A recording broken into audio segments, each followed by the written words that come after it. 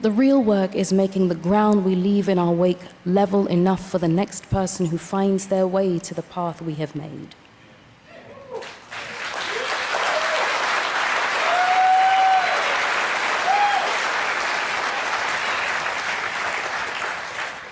For the person who is searching and searching and has not found it yet.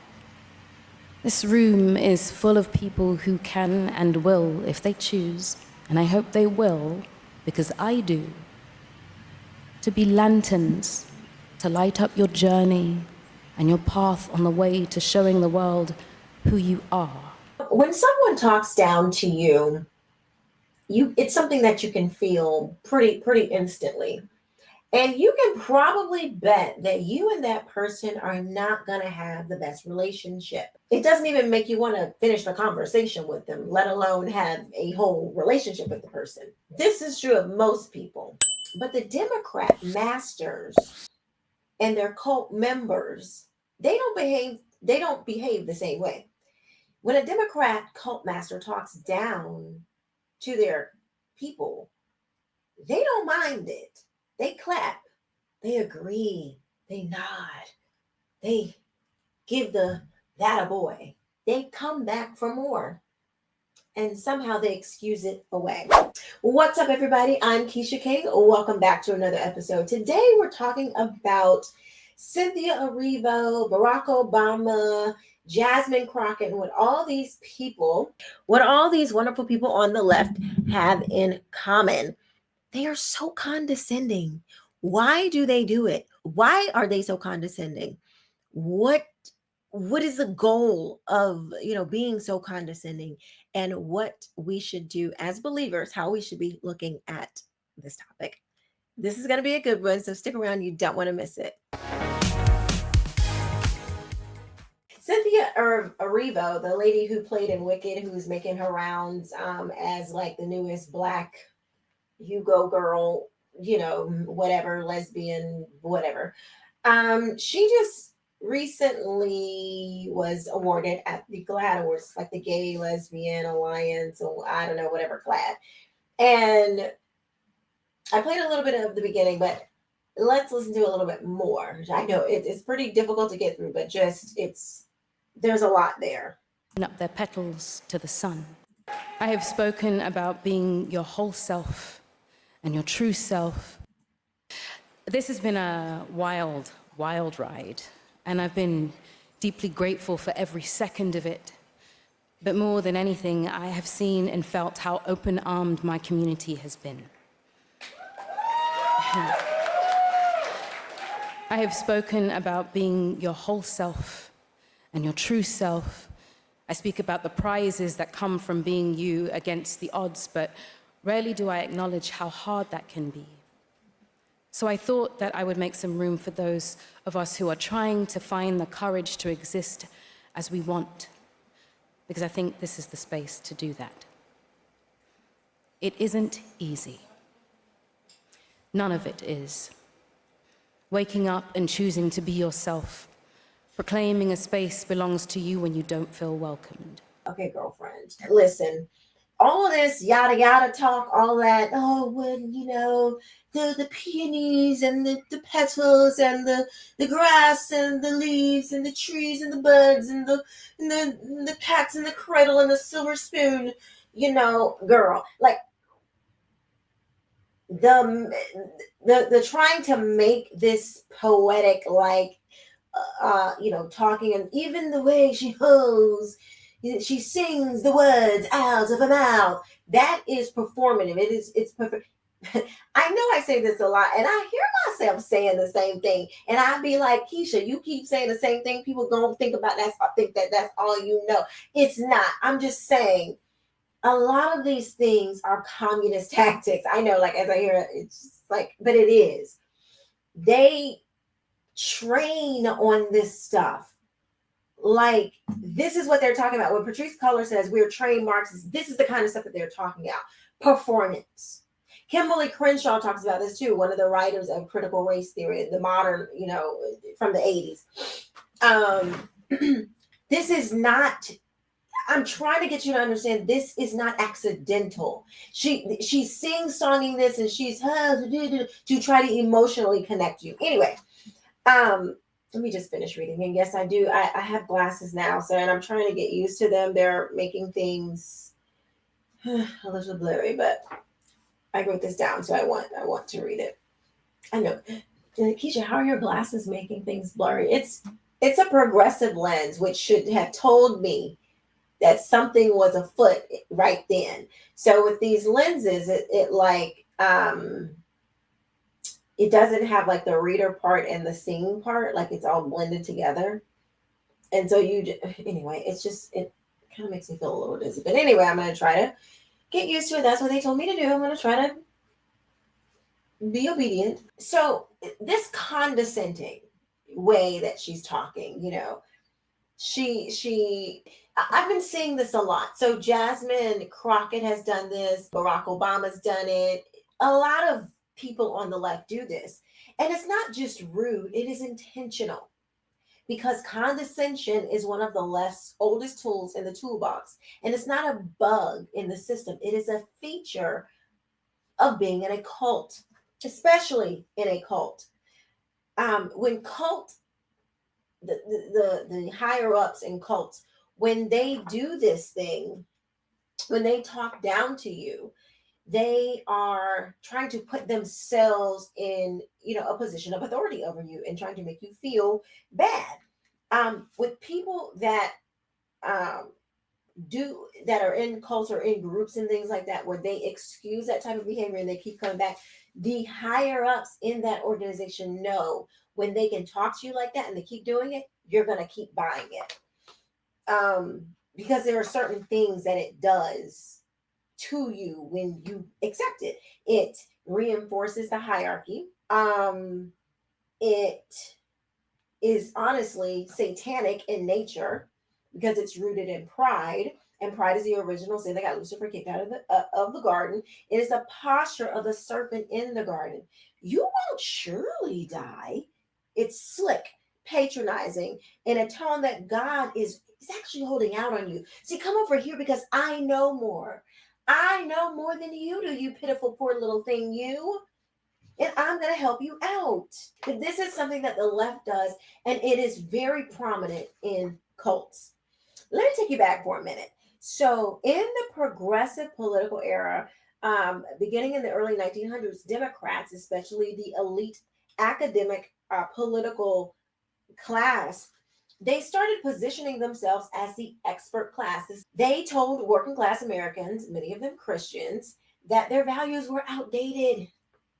Traditions are harmful and their way of life needed to be educated out of them. This is what the progressives back in the 1900s, this is what they were telling those of us that had abided by traditions since time immemorial. Oh, you need to come over here and be enlightened. See that old stuff, men being with women. No, you don't want to do that. Be single. Don't build a family. Be about your career. Fast forward to the 1960s, and you got LBJ explaining the welfare state under the Great Society Act, while quietly believing that Black Americans would be loyal to the Democrats forever. Remember that little thing? We'll have them in words voting Democrat for the next 200 years. There, that LBJ. Basically, he could keep doing this if he just handed out enough government programs. That was not compassion. That was strategic control, gift wrapped with a little pat on the head. That's how they do it. They wrap their words into these glittery, poetic sounding, sing-song, let's all be friends, while they're literally demoralizing you. Then we got Obama. Fast forward to Obama. Hope and change, hope and unity. But if you don't get on board with this, with his progressive vision, suddenly you were a bitter clinger, holding onto your Bible and your guns. Remember that? Or you deserve to be treated like he did with the Black man in 2024, in the 2024 election, who didn't want to vote for Kamala. Who has a history of denigrating you because you think that's a sign of strength, because that's what being a man is? Putting women down? That's not acceptable. You heard the man. That ain't acceptable. You better get in line or we will get you in line. You don't go out and vote for somebody else. Are you thinking for yourself? Are you thinking for yourself? Are you about to think for yourself? You don't think for yourself. That's not what you're supposed to do. Okay?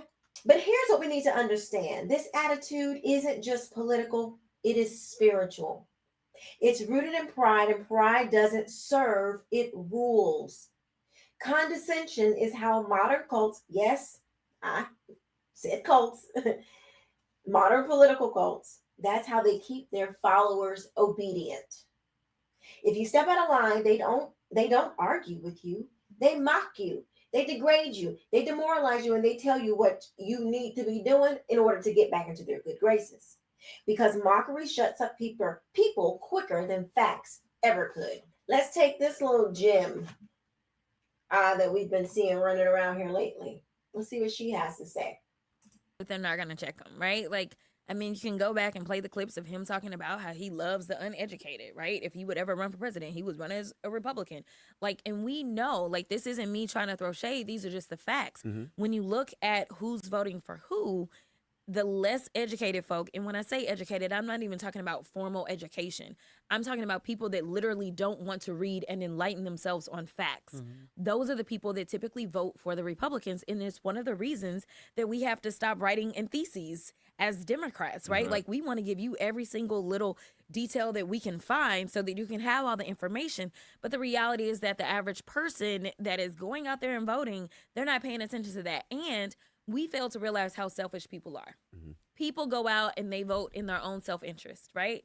And so you had all these racists that showed up and decided that they were going to vote for the other races because they thought, hey, we are all the same. But the reality is that he is a rich racist, okay? This woman she's the uneducated one. She got all the degrees and yet she's still stupid. Now that's bad. That's bad right there. What did she say? She said, it's they're uneducated in every way. They aren't educated because they ain't go to college, and they're uneducated, just don't have common sense is basically what she's saying, because we can't even write how we want to write anymore. We have to dumb ourselves down to talk to y'all stupid people. And she tried to make it like she was just talking about Republicans, but she said voters, all of y'all. Okay? So y'all up here thinking that she's for you and she's rocking with you and oh, black girl magic. No, she's denigrating you. But she makes it sound good. Y'all are on the same side. So you just let it roll right over you. You just let the condescension let it roll right over you. You ain't even finna check her because she's a Democrat. That's all you need to be. She can talk to you any kind of way she wants to. She can say anything to you that she wants to say because she's a Democrat. That's all it takes. Their moral code is based on nature. And what I mean by that is the flesh. It's a natural based a moral code. It's not a spiritual moral code. It's not a moral code given by God. It is a moral code that is of the flesh, of this world, of the devil. They value the natural, which is temporal, instead of the spiritual that is eternal. While knowing that there is a spiritual side, because these social engineers, they play in that dark side. They just don't tell their cult members that they're doing that. But they know that there's a spiritual side that they just don't want you to be believing that. They want you to be focused on the natural, meaning skin color, sex, religion, sexual orientation, climate change, things like that. Things in the natural. They don't want you to think about the spiritual world. They want to idolize what's in the natural, but none of these things are anything that are worth. They don't mean anything in the end. But that's what they want you to focus on, so you don't have anything real to hold on to. The moral code is based on the flesh, glorification of this world. They have no problem lying. These people will sit there and lie to your face. In that same interview, Jasmine Crockett got up there and said that Um, we were in debt because Trump cut taxes and because of COVID. Because Trump didn't tax the 1%. This is why she said that we were in debt. But this is what cult behavior looks like in real time. And condescension is just one of their many tactics. Democrats, they lie. And I'm not saying that conservatives don't lie, but it's that the left's, their whole ideology is based on a lie. So when their whole ideology is based on a lie, the fruit from whatever that thing is gonna be lies. Like the condescension, the condescending tone, the gaslighting, this fake outrage, this fake, moral righteousness, all of that stuff is built upon lies. And it's not just a personality flaw. Like these people like Jasmine Crockett and Barack Obama and this Cynthia Erivo and just the people that are on the left. It's not a personality thing.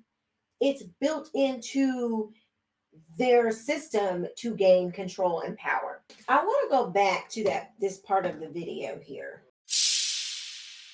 Teaching people on a daily basis how to address you and dealing with the frustration of reteaching people a word that has been in the human vocabulary since the dawn of time. They, them.